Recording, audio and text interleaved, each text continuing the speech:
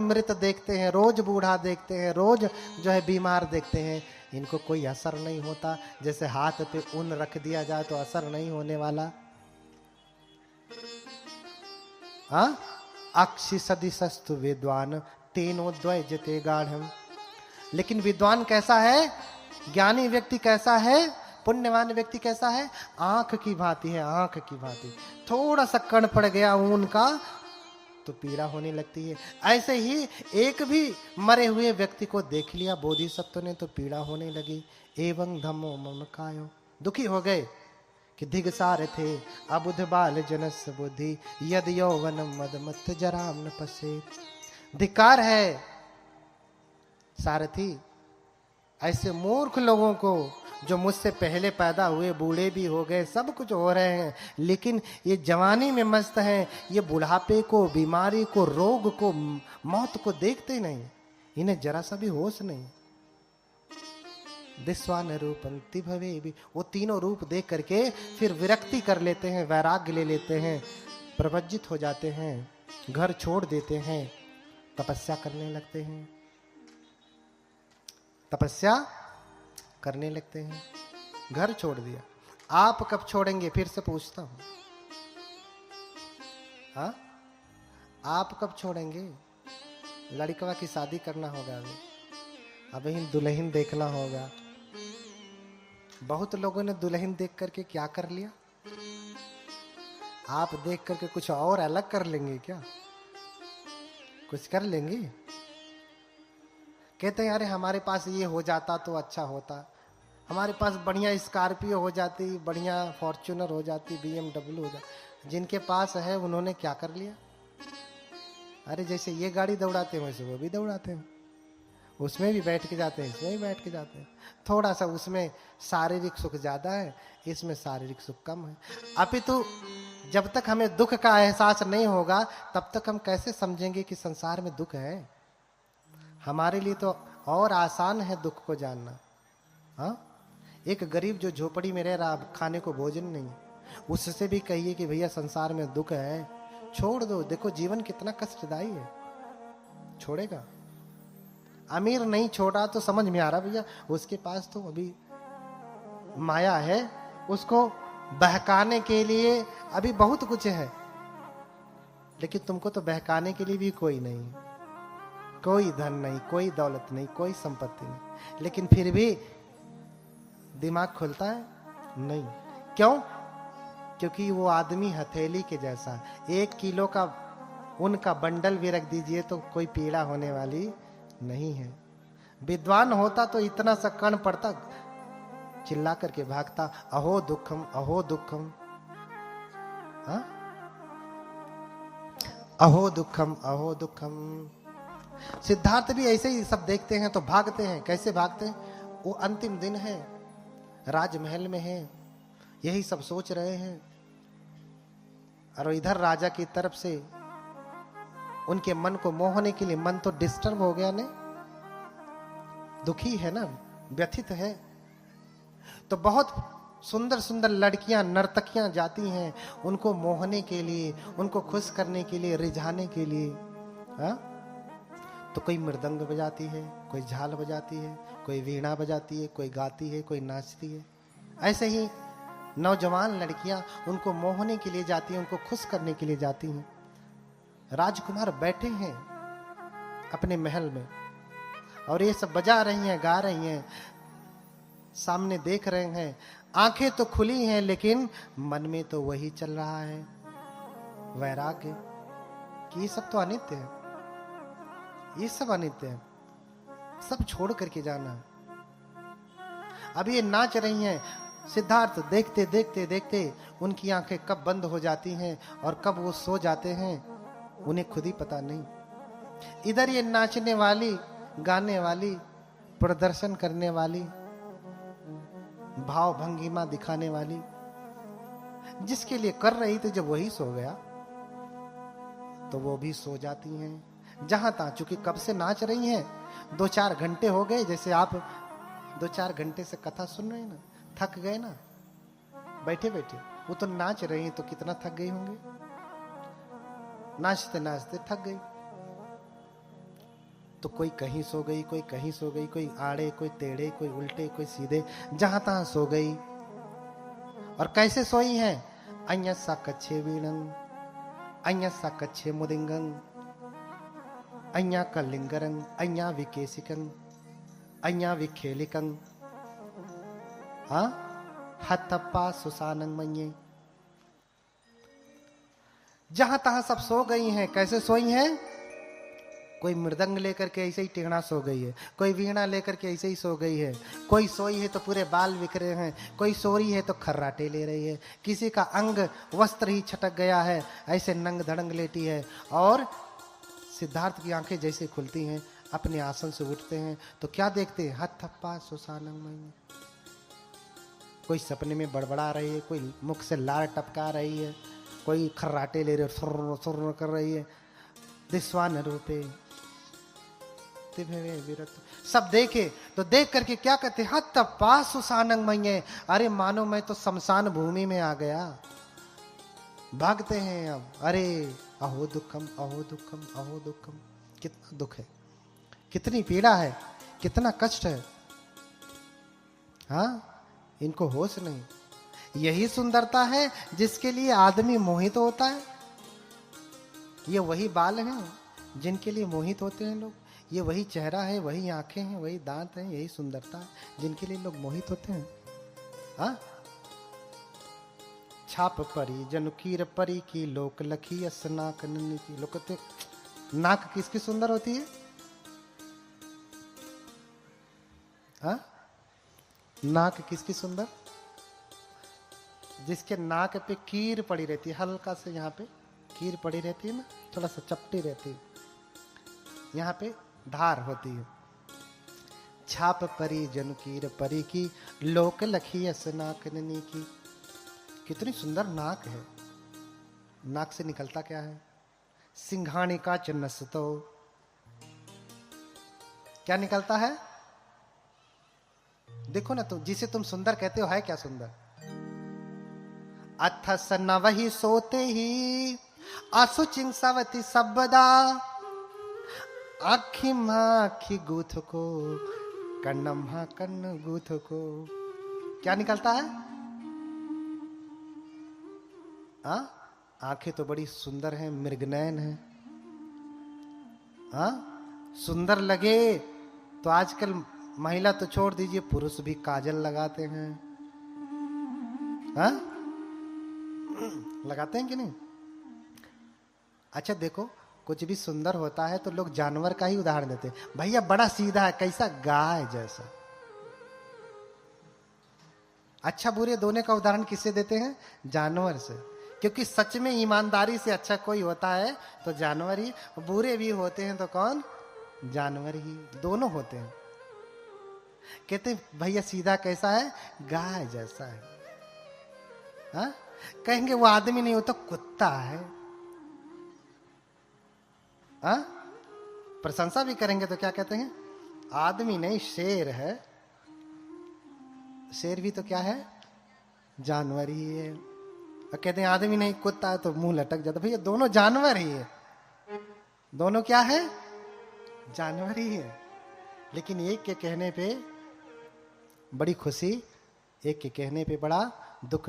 तो आंखें कैसी है? मृगनयन। हिरन की आंखें बड़ी सुंदर होती है ना, ऐसे बड़ी बड़ी लंबी लंबी, कपोने कटी हुई होती हैं, कटाक्ष बने हुए होते हैं, कोटराक्षी होती हैं, सुंदर लगती है ना। आखिम्हा आखी गूथ को। बुद्ध क्या कह रहे हैं? आंख से भी क्या निकलता है? अरे आंख से आंख की गंदगी निकलती है, कीचड़ निकलता, कीचड़। आंखिया आ जाले तब, अब जबले गई है तबले गनीमत है, आई तब बताई। कहते हैं कि आंख आ गई। आंख आ गई तो फिर देखिए कितना मटेरियल निकलता है। निकलता है ना, फिर सुंदर लगती है।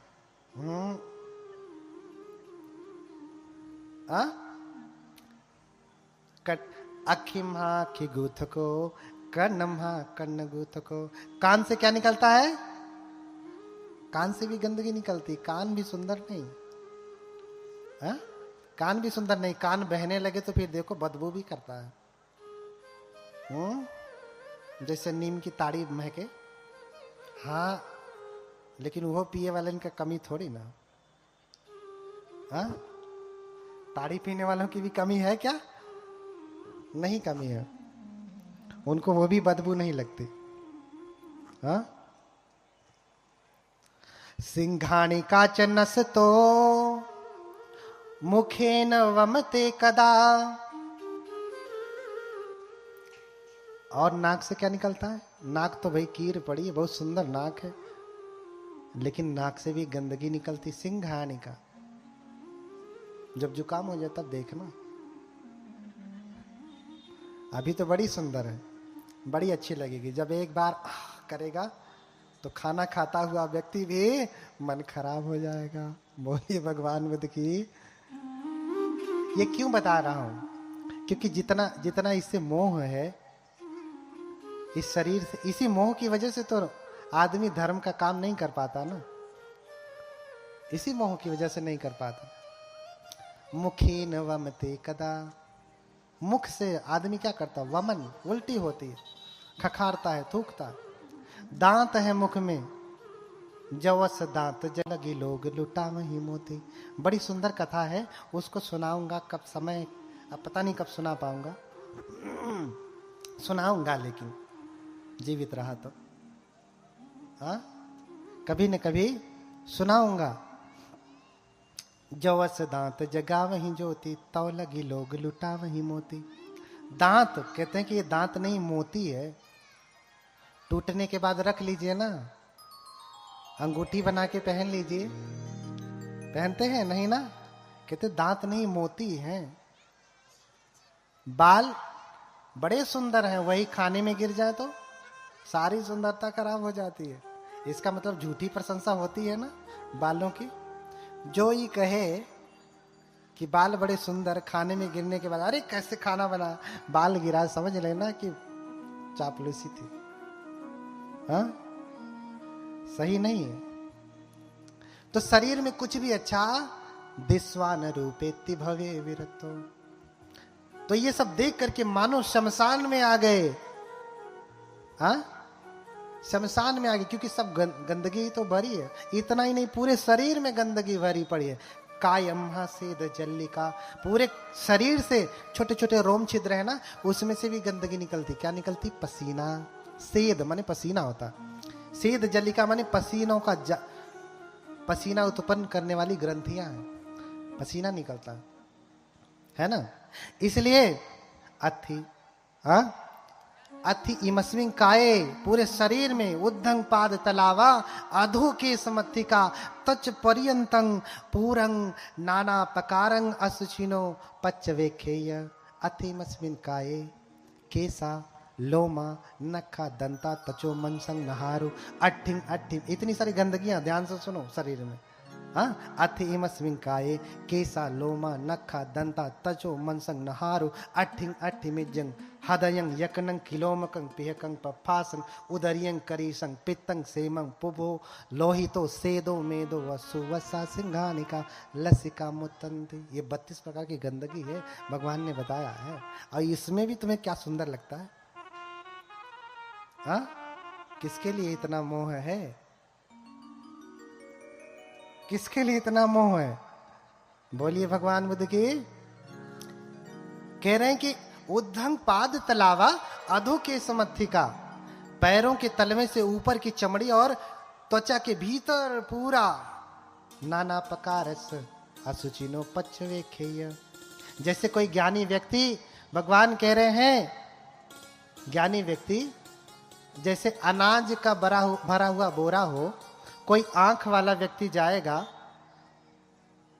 एक में चावल हो, एक में गेहूं हो, एक में धान हो, ऐसे पूरा बोरा भरा हो, बंद करके रखा हो, और जिस किसी के पास आंख हो, आंख वाला व्यक्ति जाए, तमेनं चक्षुमा पुरुषो मुंचित्वा पच्च वेखेय। आंख वाला पुरुष अगर बोरे को खोल के देखे तो क्या देखेगा? इमे सालिंग, ये तो धान है। इमे वेहिंग, ये अच्छे प्रकार का धान है। इमे मोगा, ये मोग है। इमे मासा, इमे तिला, इमे तंडुलंत, ये तिल है, ये चावल है। कौन देखता है? अंधा की आंख वाला। आंख वाला व्यक्ति जैसे ही बोरे को खोल करके देखता है, बोरे में क्या क्या रखा है, इसमें चावल है, इसमें धान है, इसमें मूंग है, इसमें तिल है, इसी तमेनंग चक्षुमा पुरुषो, उसी प्रकार से चक्षुमान व्यक्ति, बुद्धिमान व्यक्ति इस पूरे शरीर में उद्धंग पाद तलावा अधोके समत्तिका तच पर्यंतंग पूरंग। अरे खाली चमड़ोइया उचार दीजिए, देखिए ये जो बड़ी सुंदर लग रही है ना, इसे उचार के देखिए कितनी सुंदर है। खुनवा नहीं करते तो कितने जने बेहोश हो जाएंगे। हाँ, इतनी सुंदरता की बेहोशी आ जाए तो भी होश नहीं। हाँ, तो इतना सब कुछ देखने के बाद उनके भीतर विरक्ति हो गई। देखा इतना विभत्स रूप, बहुत कुछ है कहने के लिए, और भी कितनी कितनी गंदगी, बहुत कुछ बताने के लिए। बस इतना सा समय है, थोड़ा कहना ज्यादा समझना, थोड़ा लिखना ज्यादा समझना वाली बात है बस, है ना। तो गृह त्याग करते हैं और घर छोड़ करके चले जाते हैं। आगे की कथा मैं कल सुनाऊंगा। समय हो गया, हमारे छोटे बनते बार बार इशारा कर रहे हैं कि बस करिए। मन ही मन लोग गुस्साए रहे होंगे कि कभी बंद करें तो हम लोग जाएं। हाँ, है ना ऐसा? नहीं है? बोलिए भगवान बुद्ध की, बोलिए भगवान बुद्ध की। कल बताऊंगा आगे का प्रसंग, महत्वपूर्ण प्रसंग है। क्या कहूं क्या छोड़ूं, समय थोड़ा सा है, इसलिए बहुत कुछ नहीं कह पा रहा हूं। कहने की बहुत इच्छा है। अभी आप सुने तो मैं रात भर सुनाऊंगा, लेकिन आप सुन नहीं पाएंगे। आप सुन नहीं पाएंगे, आप सुनते सुनते थक जाएंगे। हाँ, तो ठीक है, इन्हीं सब बातों के साथ आप जितना सुन रहे हैं अपने जीवन में धारण करें। कल जरूर आए। कल माता पिता के ऊपर प्रसंग चलेगा, ज्ञान प्राप्ति, बुद्ध की पूजा से लाभ क्या है। अंतिम फल कल ही है कि कैसे पूजा करेंगे बुद्ध की, तो क्या करने से क्या फल मिलता है, कैसे पूजा की जाती है, माता पिता का जीवन में क्या स्थान है, माता पिता की पूजा कैसे होती है ना, और हमारे जीवन में सुख कैसे आएगा। वैसे बहुत सारे कारण बताएं सुख आने के।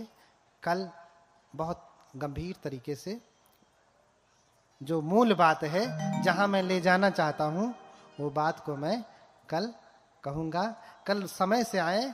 कथा कल 12 बजे से ही शुरू हो जाए। आप लोग विलंब से आते हैं, इसलिए हम विलंब से छोड़ते हैं। अब 2-4 लोग आ जाते हैं, बाकी लोग जो है हम सोचते हैं कि सबको लाभ मिले, बाकी लोग पिछड़े ना, कोई अगड़े ना, कोई पिछड़े ना। तो इन्हीं सब बातों के साथ बोलिए एक बार हाथ उठा के, भगवान बुद्ध की करुणा हो। बोलिए भगवान बुद्ध की करुणा हो। भगवान बुद्ध की करुणा हो। भंते जी की मंगल मैत्री सुनिए आप सभी लोग।